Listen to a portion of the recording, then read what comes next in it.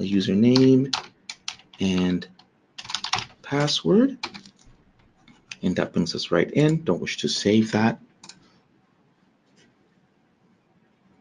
And in a moment, our analysis solution will appear.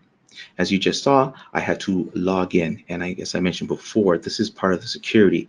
Now, as you could notice, this is a browser-based application, and we talked about the fact earlier that you have access from a variety of different devices. With our UI, what we've tried to do is to maintain some sort of consistency between our analysis application, our ERP, our CRM, and our document management system, and our workflows. This way, if you work with one solution and you move into the other solution, you feel comfortable, and everything is quite intuitive and, as we said, easy to use. Okay, so here's our taskbar. And you can see there's a few functions that we have, and we're going to go through some of them, not necessarily all, but we're going to go through some of the more important ones. Okay, so we mentioned connections, and we talked about the fact that your connection is to the data source. That's where your data is being held. It's being held in some kind of repository somewhere, and that repository could be the spreadsheet, and it could be the database. Either way, we'll find a way, and we can connect. Now, once we've connected to this source, we want to create what we refer to as a model. And the whole idea behind the model is I have questions that need to be answered.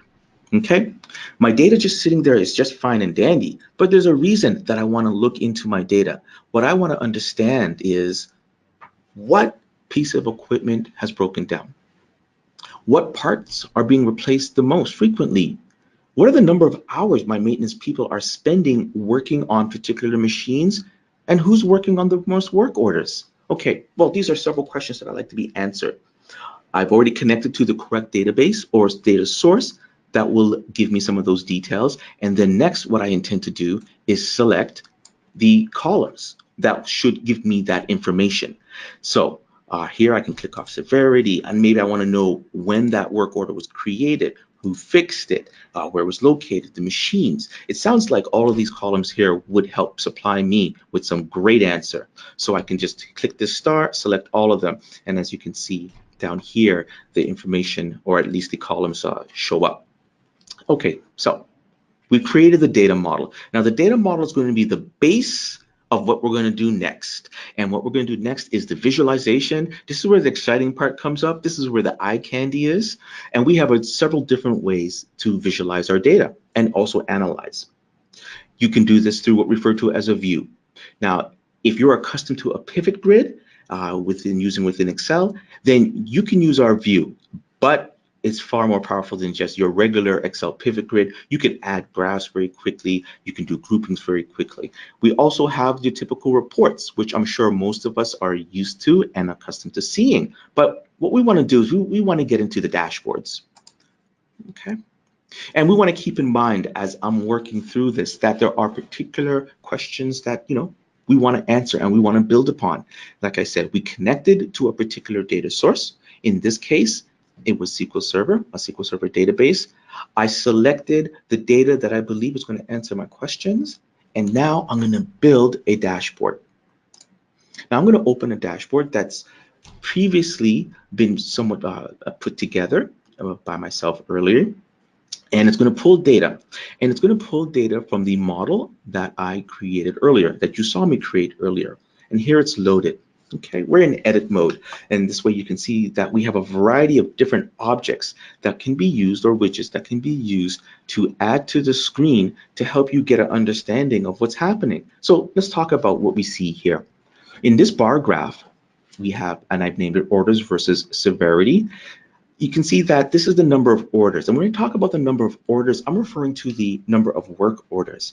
So you have the maintenance staff, they fill out an order, and the order might contain a bunch of bits of valuable information, the machine, the part that's been replaced, and maybe in some cases the cost. Okay, but this is the number of orders that have been put up, that have been entered over a particular period of time. I believe the time is 5 years in this case here, and this is the severity of the case, from high to high medium to the machine not functioning. And that is a serious one here. We want to understand, why would the machine not be functioning? And you can see, you can quickly just hover over that bar graph, and like 615 different work orders when a machine was not functioning.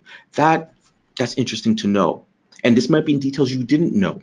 But when we throw it here into this graph, it's instant. You instantly see it, and you instantly can figure out and draw more details onto what's happening. Okay, you can see we have here, the employee or number of orders by a particular employee, and it looks like employee 25 has 252 work orders. They may deserve a bonus. Okay, these are all the kind of things we can use it for, and different departments will have different uses for it. So while I'm in edit mode, why don't we show you how quickly it is to add another piece of information? Maybe I want to know the total work orders broken up by the year, and I want to make it a pie chart.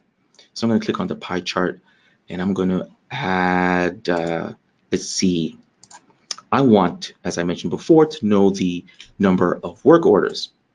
And I want to count the number of work orders, not add them. I want to count them. And I want to break it down by the year. And you know what?